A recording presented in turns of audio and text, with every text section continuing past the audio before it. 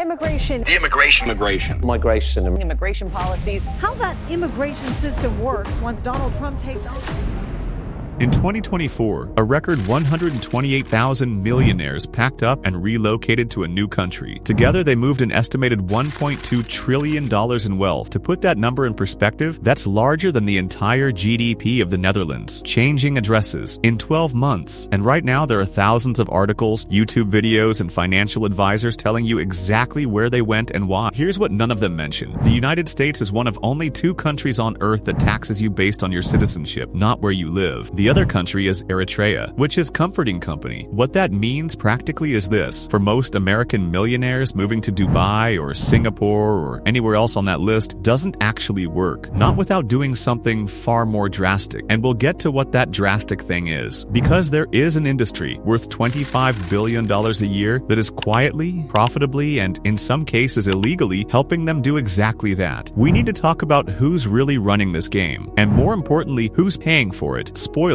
it's not the millionaires. It never was. But before we get to who's actually footing the bill, let's start with what everyone thinks they already know. The headline story goes something like this. Taxes are going up. Governments need money. They're looking at the people who have the most of it. And those people, being rational actors with expensive accountants, are leaving. The 5 countries everyone's talking about. The way: Singapore, Switzerland, Italy, and Greece. Zero income tax in the way. No capital gains tax in Singapore. Switzerland's legendary discretion and its famous lump sum tax arrangements. Italy's flat $100,000 annual tax on all foreign income, regardless of how much you actually made. Greece offering foreign retirees a flat 7% tax rate. 5 very different countries. One thing in common: if you have money and you want to keep it, they've made it very easy to come. And the numbers are not small. In 2024, the UAE welcomed an estimated 600 to 700 new millionaires, making it the #1 destination for wealthy migrants for the 3rd consecutive year. Singapore added 3,500. The United States, despite its tax complications, still attracted 3,800, mostly from China and Latin America. Meanwhile, on the other side of the ledger, the UK lost 10,800 millionaires in 2024, a 157% increase compared to the year before. China lost 15,200, the single largest national outflow on the planet. Together, these migrants carried an estimated $1.2 trillion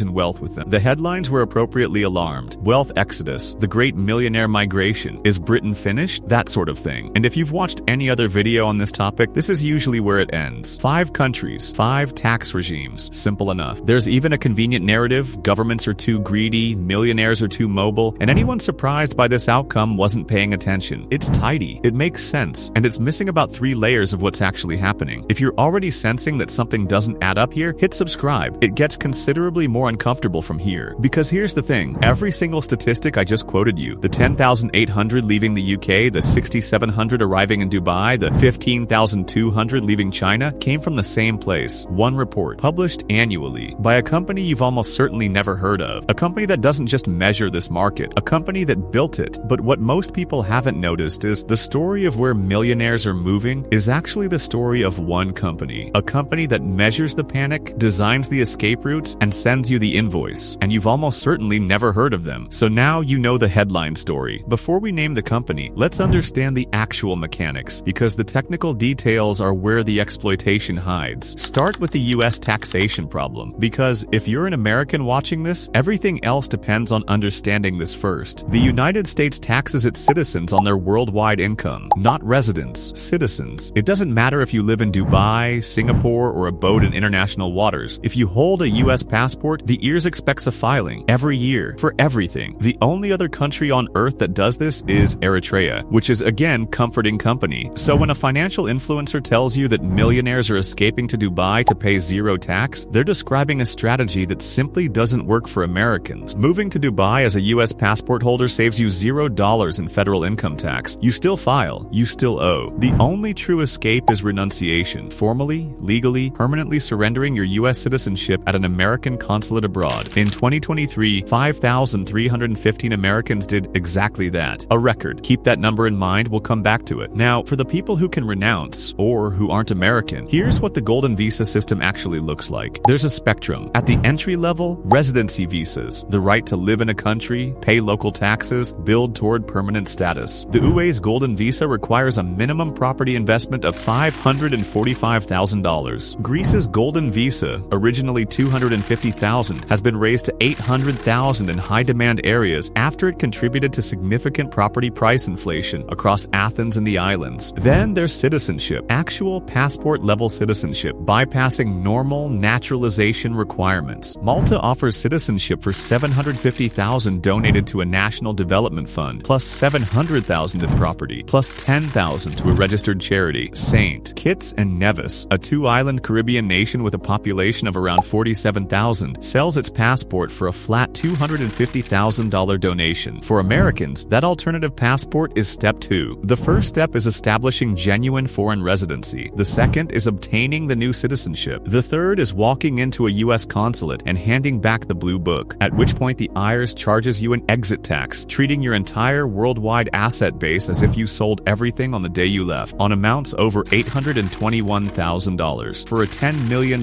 net worth, that bill can easily exceed $2 million.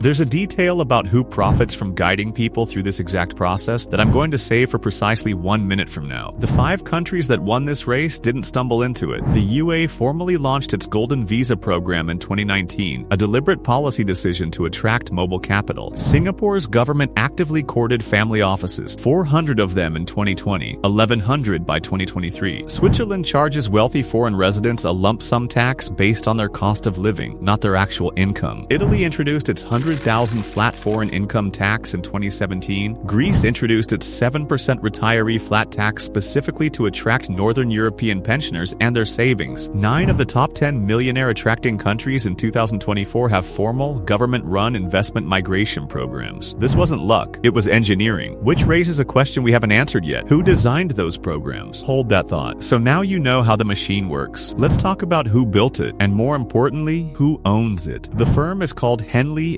Partners, founded in 1997, headquartered in London, 55 offices across 6 continents. They are the world's largest investment migration consultancy, and they publish annually the Henley Private Wealth Migration Report, the exact document that generated every alarming statistic in this video. The 128,000 millionaires, the Way's 6,700, the UK's 157% spike, all of it traces back to Henley. They also charge individual clients up to $2.5 million to relocate through the programs described in that same report. Let's just sit with that for a second. The company measuring the panic is the company selling the solution to the panic. The report generating the headlines that frighten millionaires into seeking advice is published by the firm they then hire to act on that advice. The data that makes governments look incompetent and millionaires look rational, produced by the organization whose revenue increases with every single departure. This is not a conspiracy theory, it's just a business model, and it's a very, very good one. But it gets worse. In Malta, Henley Partners didn't just advise on the citizenship program, they designed it. The government of Malta outsourced the entire architecture of its national citizenship scheme to a private consultancy. That same firm then screened the applicants, processed the paperwork, managed the due diligence, and collected a fee equal to roughly 4% of each donation, approximately $26,000 per successful application. Malta's program generated over $1.4 billion in total revenue. Henley took their cut at every stage. The EU Parliament was not thrilled. In a 2022 resolution, the EU Parliament described citizenship by investment programs as a major backdoor for dirty money and called for member states to phase them out entirely. Now you might say, wasn't anyone watching? Wasn't there oversight? Wasn't there a regulator? There's a short answer and a long answer. The short answer is no. The long answer is also no, but with more paperwork. Here's the data problem sitting underneath all of this. Every statistic about millionaire migration in this video, in the Financial Times, in every alarmed newspaper headline, originates from either Henley's report or New World Wealth, a research firm with direct commercial relationships in the investment migration industry. There is no independent, government-run global database of millionaire movement. There is no neutral body counting these people. We have the industry's own numbers, audited by no one, verified by no one, published by the people who profit from what those numbers say. We don't know if 128,000 is accurate. We don't know if it's inflated to generate anxiety and drive consulting demand. What we do know is that the firm producing that figure profits from every single departure it records. Meanwhile, the people actually actually carrying the weight of all this movement aren't the millionaires. The UK's top 1% of earners pay 29.1% of all income tax. When one of them leaves, replacing their tax contribution requires the equivalent of 49 average workers paying full income tax. Multiply that by 10,800 departures, and you get a shortfall equivalent to the entire income tax of 528,000 average workers. That's roughly the population of Manchester. In tax terms, just gone. Capital is mobile, labor is not. That asymmetry is the entire story. And if you think that's the worst of it, well, you know what's coming. Over 100 countries now have some form of golden visa or citizenship by investment legislation. 100 countries. Citizenship, the foundational document of democratic participation, of civic identity, of shared national belonging, now has a price list, and it's competitive. Countries are undercutting each other, running promotions, and streamlining processing times. St. Kitts and Nevis, a Caribbean nation of 47,000 people, generated so much revenue from passport sales that at its peak the program represented roughly 40% of the government's total income. The IMF flagged this as a structural vulnerability. If passport sales slow down, the country's public finances don't just tighten, they collapse. A country whose government depends on selling passports is not a country optimizing for its citizens. It's a country optimizing for its customers. And those are very different things. But it gets worse. Now, to be fair, you might say that wealthy migrants bring investment, spend money, create jobs, and contribute to local economies. And in theory, that's true. But the evidence from Malta, Cyprus, Lisbon, and the Caribbean suggests something slightly different. What they mostly create is real estate inflation, luxury services, and, in documented cases, money laundering inquiries. In Lisbon, the Golden Visa program correlated with a 137% rise in residential property prices. Local residents were priced out of their own capital city. Portugal suspended its Golden Visa program entirely in 2023. The damage at that point was already done. The millionaires had their papers. The Lisbon families looking for affordable housing did not. But anyway, back to the part where it gets actually bad. The Organized Crime and Corruption Reporting Project, one of the most respected investigative journalism networks in the world, spent years examining citizenship by investment programs across Europe and the Caribbean. What they found was not subtle. Sanctioned businessmen. Individuals on international financial crime watch lists. Alleged fraudsters. People who, under normal immigration procedures, would have been turned away at any border. They had bought their way in, and they were now holding passports granting free travel across 26 European countries, the right to open bank accounts, the right to conduct business, to be, in the eyes of the law, a citizen. Smash that like button if you're starting to see the shape of this thing, because we're about to get to the part nobody talks about. In Cyprus, the program was suspended in 2020 after Al Jazeera filmed senior government officials apparently discussing the possibility of arranging citizenship for a fictitious foreign criminal. That's why they won the passport. But in more favorable terms, you can skip the waiting list, as we say. The Cypriot finance minister resigned. The program ended. The passports already issued remained valid. The due diligence promised by these programs, the background checks, the source of funds verification, the watch list screening, is conducted largely by the consulting firms being paid per successful application. The financial incentive to look too closely is not strong. Remember when I said there was a detail about who profits from guiding people through this process? This is that detail. And let's be fair, maybe you're thinking, isn't the UK just badly governed? Maybe they deserve to lose their millionaires. Except Henley Partners is simultaneously pointing to the United States, Australia, Norway, and China as cautionary tales. Countries with completely different governments, different political traditions, different tax histories. The common thread in every Henley report is never governance quality. It's always taxation. Because governance quality doesn't generate consulting fees. Tax anxiety does. China's response is instructive. They lost 15,200 millionaires in 2024, the single largest outflow of any country on earth. The government's answer wasn't to compete on tax rates, it was exit bans on executives under investigation, restrictions on overseas capital transfers, crackdowns on concealed foreign assets. When you can't win the bidding war, you try locking the doors. This is not a solution, it's a symptom. And as we noted, at least China doesn't tax its overseas citizens. That remains just the US. And Eritrea. None of the individual scandals, not Malta, not Cyprus, not the Ocker files, are actually the main main story, their symptom. The main story is structural. What we are watching is not a series of individual wealthy people making rational financial decisions. It is a structured, engineered, global competition between nation-states to attract mobile capital, with no international regulator, no agreed floor, and no obvious endpoint. The OEX spent a decade negotiating a global minimum corporate tax of 15%. A decade, and it still has carve-outs for Ireland, Luxembourg, and most of the Caribbean. There is no equivalent for personal income tax. No negotiations, no framework. Every time one country lowers its rate to attract millionaires, the pressure on neighboring countries increases. Keep that in mind. The logical endpoint of this competition is a world where the only people paying income tax are the people who can't afford not to.